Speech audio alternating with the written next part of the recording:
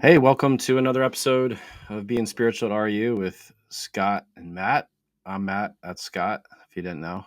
Um, Thanks for joining. If you can like, subscribe, share, all those things, comment, you know, certainly ask questions or maybe give us some topics for the future to talk about that you might be interested in. We love to hear from those that might be listening and what you want to hear us dialogue about. Today we wanted to talk about it's the day before Chris or not Christmas, Thanksgiving. Jump ahead of myself there. Yeah. Here. Christmas music's everywhere. Yeah, yeah, It's crazy. right. Uh, so we know at times it can be tough to go home for the holidays, and we have one tomorrow coming up, and you may be headed home today, at some point this weekend. And so we wanted to talk about kind of coping at home, dealing with stresses and anxieties around being yourself and all the different dynamics that come with that. Any initial thoughts, Scott? Yeah. Wow, the cat interjects herself here. So, Our um, mascot. We got to yeah, add her to the logo. one of the two, right? um, yeah, I think I certainly have been at very uncomfortable family gatherings, especially right after elections. Um, and yeah, just how awkward it can be at the same at one point, you're supposed to be happy, be family, be giving thanks, being loving, but there's always sort of a tension that's in the room or things you're not talking about. Sometimes you're talking about them, straightforwardly, and that can be really stressful, and it can make you feel put on the spot sometimes, especially if you're in the minority of sort of political opinions or a particular issue that comes up. If you're in the minority, there can be sort of that sense of, explain yourself and defend yourself. And what gave me this idea to sort of wonder if we should dialogue about it is I came across a meme. It was actually a group of memes pre-Thanksgiving, and it's mostly about eating, which was really interesting. It was saying, you don't have to apologize for eating more on Thanksgiving. You don't have to talk about earning your food. And it was just kind of giving you a way to kind of interact with food. This but in the middle of all those memes was this one a slide, a meme. It says, you don't have to explain yourself or engage in conversations that don't serve you. Mm.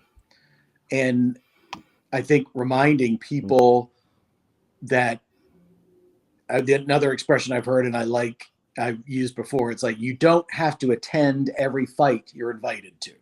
Mm. If somebody's trying to really kind of goad you or push your buttons, it is your right to walk away from an argument or to not even have the argument in the first place.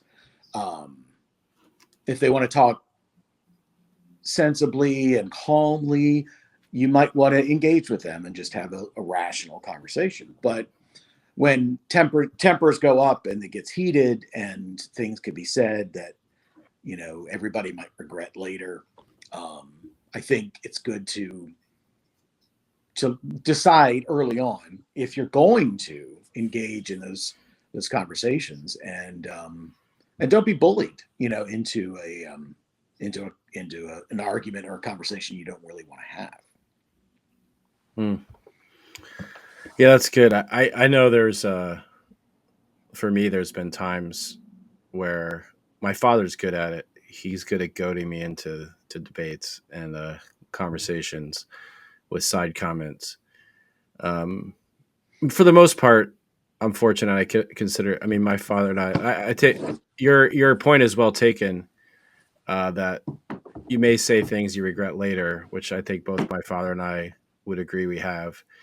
Um, but I feel like he's generally a safe person for me to dialogue with. Like I know my dad's still going to love me and be there for me and that sort of thing. Um, But that's not always the case. And I always think of the word safe. Is this person safe to have this conversation with? Um, and I think your point's well taken that like you don't have to engage. And so I kind of that's the filter I use when I'm like in these environments. Like, is this person safe? Even if we get to a kind of a heated little thing, decide who's safe to have those. I was agreeing with you. I think those are wise decision. But the way I filter it is who's safe and who's not. Like, for example, my father does try to goad me into these conversations when we're together. And we, to your point, will say, I think both of us will admit we say things that we regret later. But we both know we still love each other. I still have that relationship. My dad's still going to be there for me. I'm still going to be there for him, even if we disagree a lot. But not everybody is like that, right? Not everybody's safe. And so I use that filter like, is this person safe? Is this if this conversation goes and gets heated, are they still going to be friends and family at the end of it? If I don't know the answer to that question, then I don't engage in that conversation. Right. I find tools and ways to get out of it.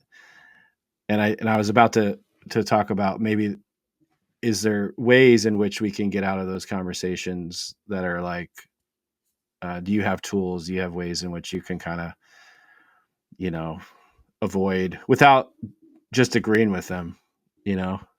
Right. Because that can be one thing where you get sucked in and you're like, yeah, yeah, yeah, yeah. Trump's Right. awesome, you know? Right.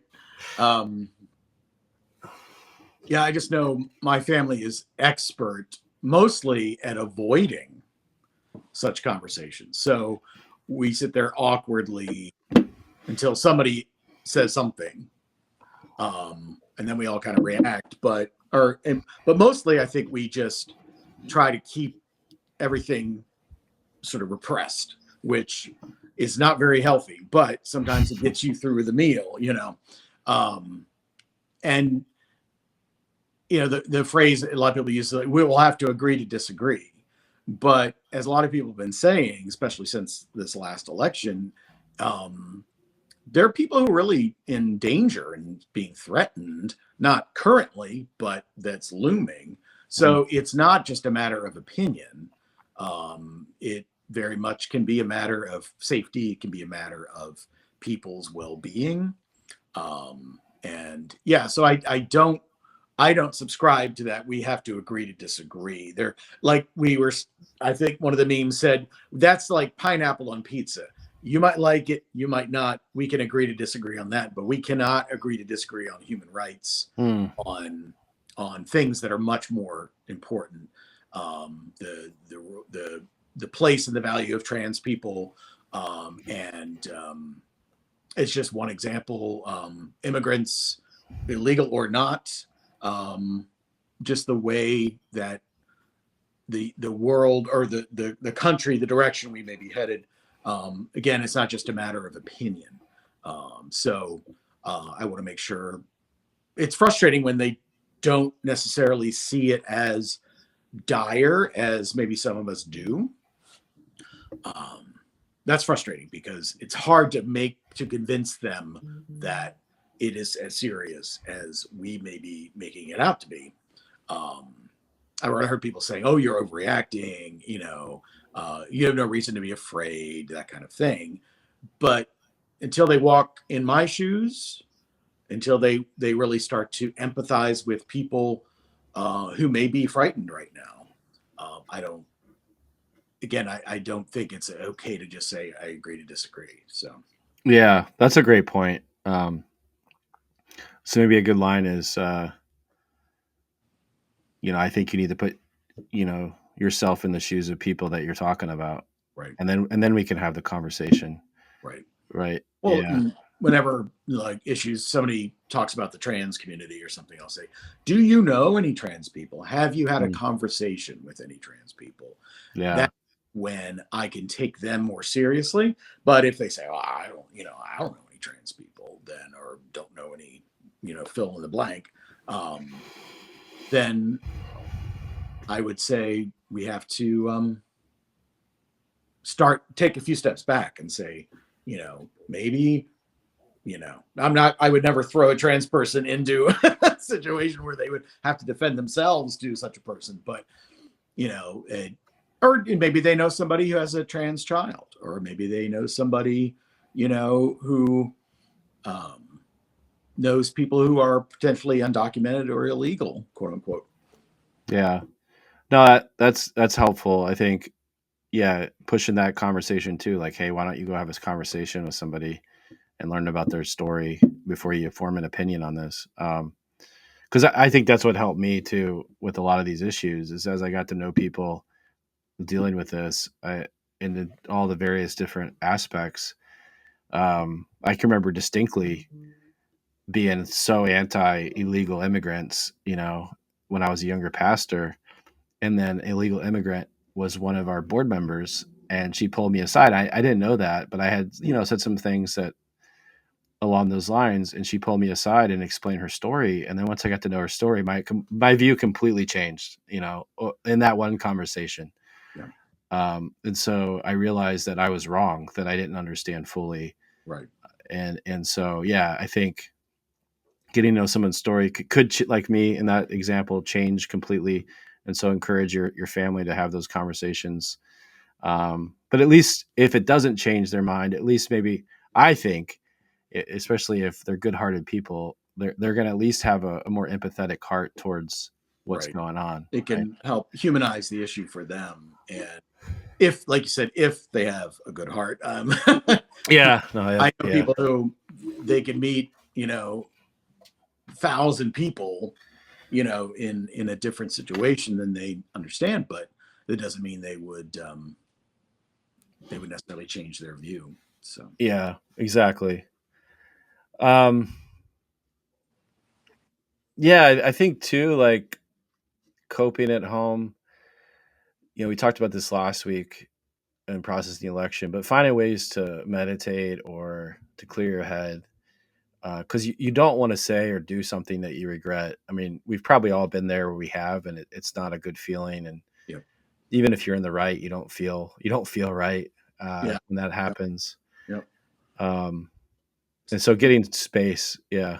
It's good Go to take ahead. a walk if you Yeah, can, if the weather's okay. Probably not going to be okay here tomorrow, but people can, get some time alone, if that's helpful for you, or be with someone who's, basically you feel safe with, like you were saying earlier. Call someone, text someone, just reach out. It can be very stressful, and I would, for those who are of legal age, I would definitely limit any drinking you do, because that's often when things get heated. And don't allow that to get in the way of your enjoyment. And it's important, like I said, to keep a sober mind, basically. And yeah, that's a great point. yeah. I've taken that approach too, where it's like, different environments. I can have one glass of wine, and then I let, just because I know, right, Right. what's coming. Right. So yeah, I love that, the sober mindedness. Yeah. Keep your mind sober and, Well, and it's just so clear. you're in charge of yourself, Yeah, so you yeah, can stay in charge of yourself and yeah. not lose control. Um, Joe, we were at our recent Friendsgiving dinner. I shared that video that went around. I think the Daily Show did it, where Oh yeah. it was a comedy. You can look it up. Anybody can look it up. But invite or pay Leslie Jones to come to your family Thanksgiving dinner, and it was hilarious because she was able to say what you maybe didn't want to say, and she just called people on everything, and just. It was really funny, and that in a way lightens the mood for me, but I'm not sure that people who are of particular persuasion would enjoy that video, but I thought it was funny, and Yeah, so yeah. It was funny. I watched it when I got home too. That was yeah. good. Yeah. So, Yeah, that's a good thing too. Is bring humor, maybe some humor right. into the conversation too, to keep it loose and light. And Right. I, And if these are people you don't see normally, like if I were to go to my family Thanksgiving, people who I see once or twice a year, and what we have in common is that we're related. We don't Yeah. really have a lot in common beyond that. And sometimes there's a lot of catching up to do, but you can also filter that to tell people what you want them to know, and you don't have to tell them everything. So that's another good thing to practice, is some, filtering that doesn't, not necessarily to be inauthentic, but to just be, protect yourself and, like you said, stay safe, because they don't need to know everything about you and your person. Yeah, that's good. Cat number 2. Nice. On video, they look very, very similar. Right. They're Yeah. basically twins, but he's so much bigger than she is. So. Yeah, that's a good perspective. That I think I haven't, like, I have experience, and I think I need to practice more. Is that sometimes you overshare and it gets you in trouble. Yep. Yeah. And I've learned the hard way that I don't know if you've heard the maxim that some people use. Often pastors need to learn it, counselors and others. Before you say something, ask yourself those questions. Does it need to be said? Does it need to be said right now? Does it need to be said by me? So I often, and it stops me from talking sometimes, because I say, am I the one who needs to say this right now?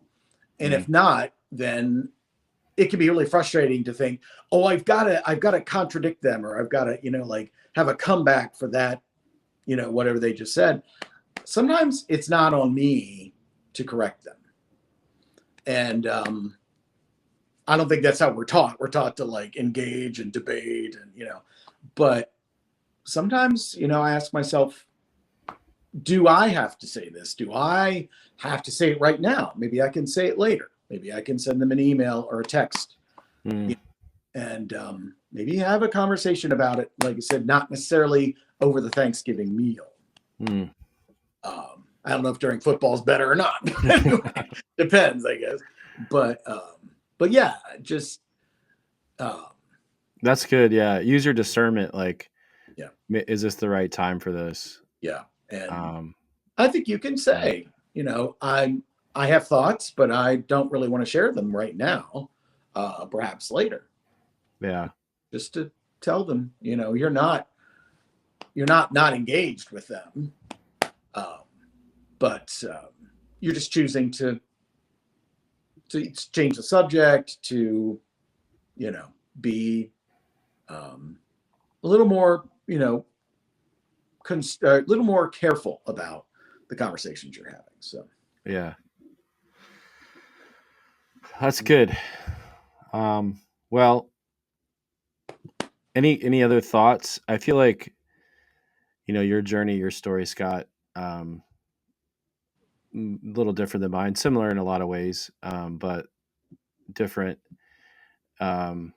because of how God made you versus how God made me. And so, like, I think you've probably had to deal with this a lot more than me. And so I want to give you kind of the closing word, the last word of advice, of someone who maybe, is going into this just stressed, anxious, not sure they can be themselves. right. Yeah. There's I've said this many times, especially in support groups for people in the queer community. It's probably best not to come out at the Thanksgiving table. That may be just way too much of a bomb, to drop. Sometimes people just take that moment as a good sort of dramatic moment anyway. I think it's important to make sure there are people, if you have never come out to your family and you're interested in it. Sorry, cat. If you never come out and you feel the need to, as you were saying earlier, Matt, I would make sure that there's at least maybe somebody else at the table who already knows, and maybe get a sense from them how it's going, how the room is, kind of read the room, as they say. Mm-hmm. But yeah, I just would make sure that you have enough support, and that, I mean, years ago, I was a chaplain at Virginia Tech, and I used to have a dinner for people at Thanksgiving, often they're international students, but some were students who had been kicked out of their home for being queer, and their parents told them not to come home.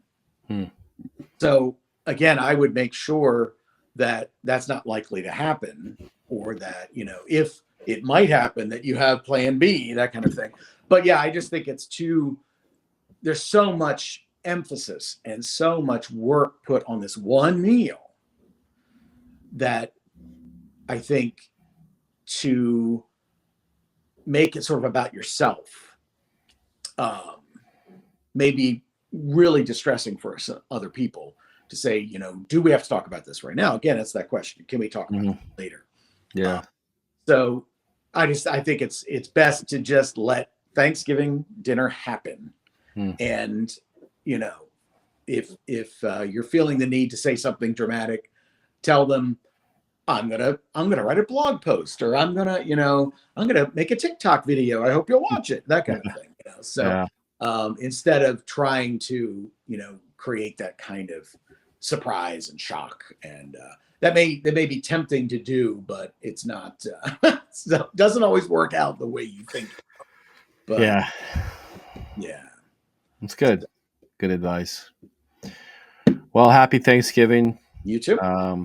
And we'll see you on the flip side of Thanksgiving. It's going fast. The year's going fast. So.